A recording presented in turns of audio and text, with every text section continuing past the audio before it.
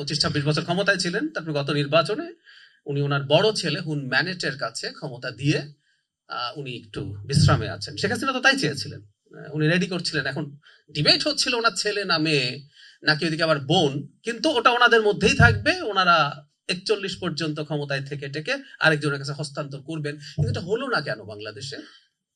আমার উত্তর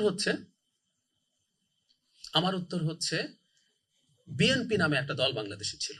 I repeat, BNP নামে একটা দল বাংলাদেশে ছিল যেটা ক্রমাগত শেখ হাসিনাকে চ্যালেঞ্জ করে গেছে।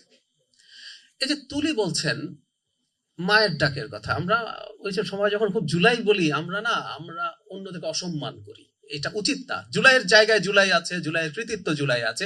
একইভাবে ধরুন 71-এ মুক্তিযুদ্ধ হয়েছে, কিন্তু মুক্তিযুদ্ধ কি 71-এ বজ্রপাতের মতো হয়েছিল? আপনি যদি হিসাব করেন 47-এর পর থেকে অনেকগুলো ল্যান্ডমার্কস আছে যেগুলোর আলটিমেট লড়াইটা গিয়ে ওখানে হয়েছে। কেউ কোনো টুশব্দ করতে পারে না। কিছু মানুষ এসে দাঁড়িয়ে বলছে আমার স্বজনকে ফেরত দিতে হবে। চিন্তাও করতে পারবেন এটা কিরকম সাহসের ব্যাপার ছিল। বিলিভ মি, কি পরিমাণে এজেন্সির লোকজন চারদিকে গিজ গিজ করত, মানুষ যেতে ভয় পেত। খুব অল্প মানুষ সেই জায়গাগুলোতে যেত। প্রত্যেকটা লড়াই, এই যে শেখ হাসিনার উপরে স্যাংশন নেমে আসলো, বাহিনীর উপরে স্যাংশন নেমে আসলো, এটা কি এই লড়াইয়ের আউটকাম না? এগুলো যদি না হতো শেখ হাসিনা কি দুর্বল হয়ে পড়তেন ক্রমাগত? এই ব্যাপারগুলো আমাদের মাথায় রাখতে হবে। ক্রমাগত তাকে চ্যালেঞ্জ করা হয়েছে। কালার এক্সপার্ট ডার্ক স্যাপ এবং মাইল্ড অন হ্যান্ডস টেকনোলজি সমৃদ্ধ অরিক্স অ্যাডভান্স ডিটারজেন্ট পাউডার আপনার লন্ড্রি এক্সপার্ট। ক্রমাগত চ্যালেঞ্জ করা হয়েছে।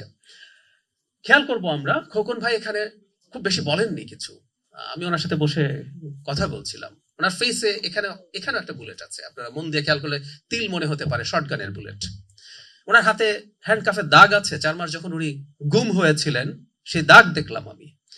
এই প্রত্যেকটা ঘটনা ক্রমাগত ঘটেছে।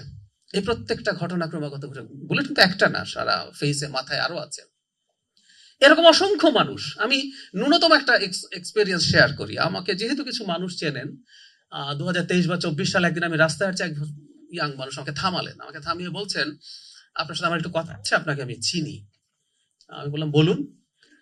উনি বিএনপি করেন, 23-24 বছরের দিক থেকে উনি মুভমেন্টের মধ্যে ছিলেন, এবং বললাম আমি হঠাৎ করে দেখি আমার বয়স 40 হয়ে গেছে, আমার ছেলেমেয়েরা বড় হয়েছে এবং আমি কিছু করতে পারছিলাম না। আমি গুমের কথা বলছি না, খুনের কথা বলছি না, আপনি ন্যূনতমটা খেয়াল করুন। উনি জেলে ছিলেন এরপর, এবং জেলেও ব্যাপারটা কিরকম জানেন, বারডেমে যদি যান আপনি দেখবেন লোকজন জিজ্ঞেস করে কত মানে আপনার সুগার কত।